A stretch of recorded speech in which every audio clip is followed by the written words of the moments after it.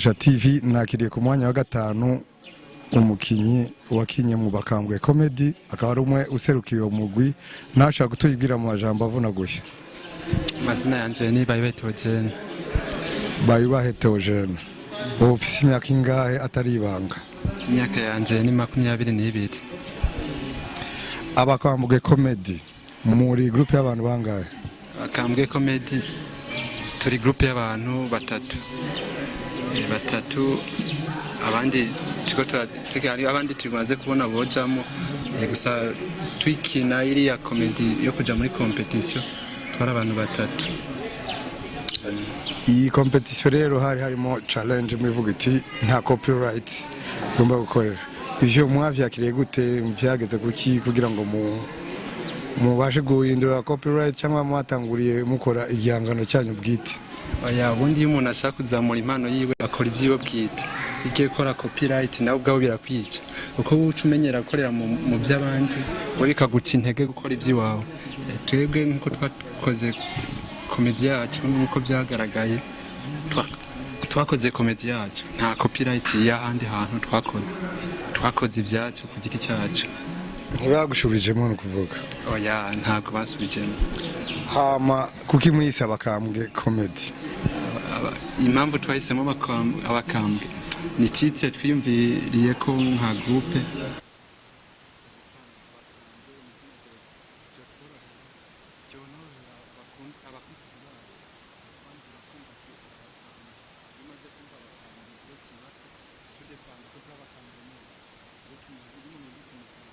ari umuntu akomeye cyane. Bakambwe cyo bari kirundi cyo bari kinyarwanda? Bakambwe ni kirundi. Siguriki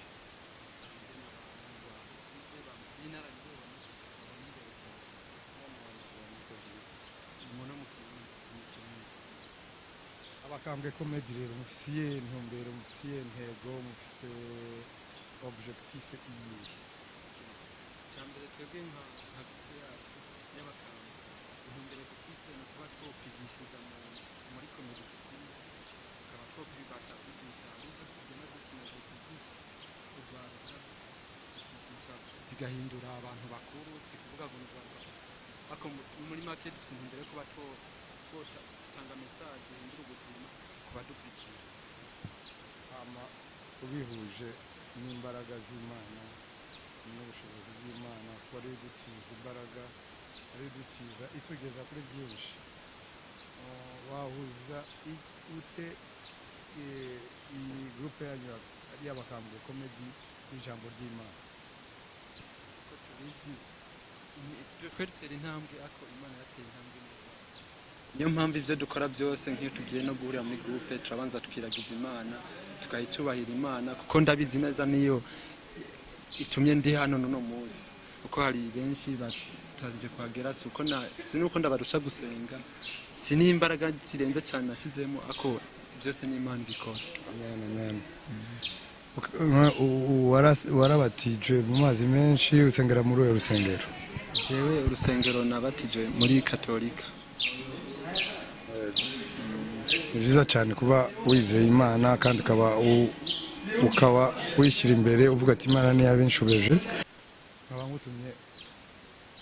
Nkaba ngutumye kuri bagenzi bawe mwakoranye mu izina rya GISHA TV irongowe na Pastor Mugisha Diamond wakiriye 100 by'amanyarwanda uhawe na GISHA TV irongowe na Mugisha Diamond. Mugize neza cyane Imana ibahezagirira ibikorwa byanyu. Ije ni jewe ariko uwantumye niyambariye ngo ntanga ubwo butumwa. Aho ugiye umubwira ati wakoze cyane Imana ikomeze bashoboze. Shimira Imana nawe twishimira kuko umuntu mukuru yakifuje ibintu bidakora bose. Turashimira GISHA TV cyane gose. Twari byinshi yatugeneye n'umunsi tutabasha kumenya. Tunashima n'uburyo iri kirazamura Imana. Si bose bashoboye kudukorera akantu keza. Yego nanje nk'umukambwe mukuru kuri wewe wise umukambwe ariko nturi umukambwe je ndi mutama w'umukambwe nkaba nk'ufortifia mu izina ya pasteur naje ngaha kugira ngo ndaguhe encouragement nagahimbaza musi kuzamura